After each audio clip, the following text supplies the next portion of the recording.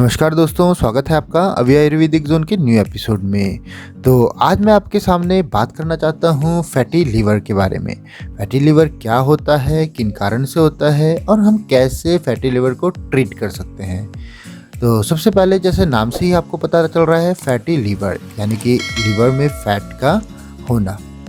तो हमारी बॉडी में लीवर का काम होता है फैट को मेटाबॉलाइज करे, पर यही जब फैट ठीक से मेटाबॉलाइज नहीं हो पाता है, डाइजेस्ट नहीं हो पाता है, तो ये लीवर में ही डिपॉजिट होने लगता है और हम इसको तब फैटी लीवर कहते हैं।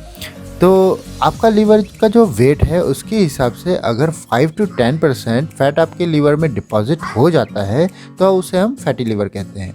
अब कितना फैट लीवर में डिपॉजिट हुआ है, माइल्ड, मॉडरेट या सीवियर, इसको हम मेडिकल टर्म्स देते हैं। तो इसके जो मेन रीजंस क्या हैं, तो सबसे पहला रीज़न है अल्कोहल, दूसरा है मोटापा और जो कि पेट के चारों ओर यानी कि सेंट्री एडिपोसिटी जब हो जाए। मैंने ओबेसिटी एंड ओवरवेट पे एक वीडियो बनाया है, आप उसको चेक कर सकते हैं, जिस पे मैंने डिटेल्स में इस बारे में बात किया है। तीसरी चीज़ है डायबिटीज़ और चौथा है हाई कोलेस्ट्रॉल। तो ये 4 मेन कारण हैं फैटी लीवर के। तो अब इसके सिम्टम्स क्या क्या हो सकते हैं, क्योंकि लीवर इन्वॉल्व्ड है तो आपको पेट पे दर्द, एक टेंडनेस, एक इनईजी फीलिंग रह सकती है, नौजिया हो सकता है, वोमिटिंग हो सकती है, आपको जॉइंटिस की सिम्टम्स दिखाई दे सकते हैं। अब अगर फैटी लीवर है तो हम इसको कैसे ट्रीट कर सकते हैं, तो हमें अपने डाइट से और अपने हम एक्सरसाइज से, वर्कआउट से हम इसको कंट्रोल कर सकते हैं, मैनेज कर सकते हैं। तो सबसे पहले हमें खाना क्या क्या खाना चाहिए फैटी लीवर में, तो हमें फाइबर युक्त यानी कि कॉम्प्लेक्स कार्बोहाइड्रेट यानी हमें नॉन रिफाइंड कार्बोहाइड्रेट का सेवन करना है।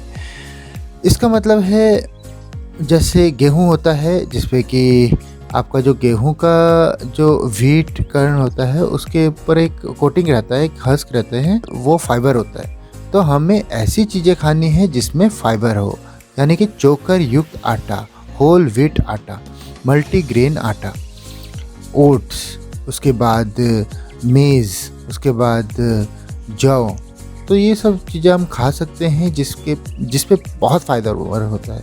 हमें सब्जियां कौन सी खानी है, जितनी भी हरी पत्तेदार सब्जियां हैं, ये आपके लीवर को स्ट्रॉन्ग बनाता है, लीवर सेल्स को इफ़ेक्टिवली काम करने में हेल्प करता है।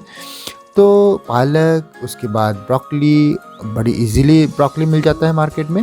जितनी भी हरी सब्जियां खा सकें उसका आप सेवन करें। और सब्जियों में मैं कहना चाहूँगा कि जो वेजिटेबल जूस है वो भी आपके लिए बहुत बेनिफिशियल है। तो अगर आपको कभी प्लेन खाली वेजिटेबल जूस अच्छा ना लगे तो आप उसमें थोड़ा सा फ्रूट मिला सकते हैं, पर यह ध्यान रखिए कि 80% उसमें वेजिटेबल ही होना चाहिए और थोड़ा सा फ्लेवरिंग के लिए, आप टेस्ट के लिए थोड़ा सा आप उसमें फ्रूट मिला सकते हैं। फ्रूट्स आप कौन कौन से खा सकते हैं, जैसे सेब है, नाशपाती है, आड़ू है और वो सारे फल जिसमें फाइबर ज़्यादा हैं, ऐसे फल आप खाएं।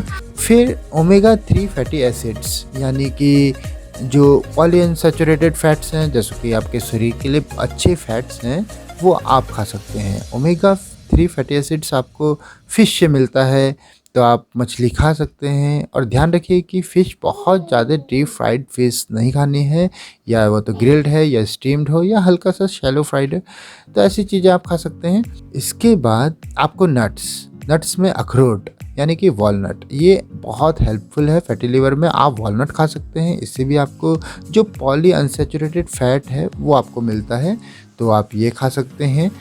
उसके बाद प्रोटीन की मात्रा, प्रोटीन का जो आपका डोजेज होना चाहिए बॉडी में रिक्वायरमेंट, वो आपको पूरी करनी है दालों से। तो आप हर प्रकार की दालें खा सकते हैं। दालों में भी ध्यान रखिए कि छिलके वाली दाल आपको ज़्यादा फ़ायदा करेगी, जैसे राजमा है, छोले हैं, छिलके वाली जितनी भी दालें हैं वो आप खा सकते हैं, उससे आपको प्रोटीन मिलेगा। और किस किस खाने को आपको नहीं खाना है, अवॉइड करना है, सबसे पहले अल्कोहल है, दूसरा है शुगर एडिड फूड, वो हमें नहीं लेना है। नमक की मात्रा खाने में बिल्कुल ही कम रखनी है और फ्रूट जूसेस आपको नहीं पीना है, वेजिटेबल आपको पीना है, वेजिटेबल जूस पीना है। तो इस इन्फॉर्मेशन को ज़रूर अपने फ्रेंड फैमिली के साथ शेयर कीजिए ताकि सब इसका लाभ उठा सकें। और अगर आपने मेरे चैनल अभी तक सब्सक्राइब नहीं किया है तो इसको सब्सक्राइब कर लीजिए और खुश रहिए, मुस्कुराते रहिए, स्वस्थ रहिए। आज के लिए बस इतना ही, मिलते हैं आपको नेक्स्ट अच्छी वीडियो के साथ। तब तक अपना दोस्तों ध्यान रखिए। जय हिंद, जय भारत।